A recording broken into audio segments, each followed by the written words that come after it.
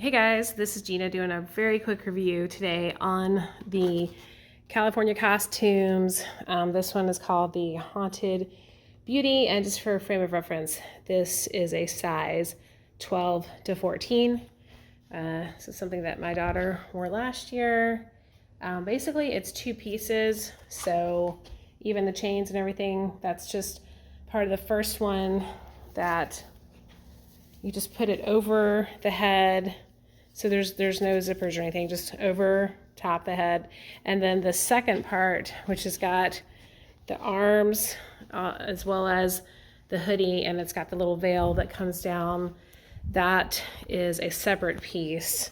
So just two pieces basically. And like I said, that first piece that you step into has the chain and everything else.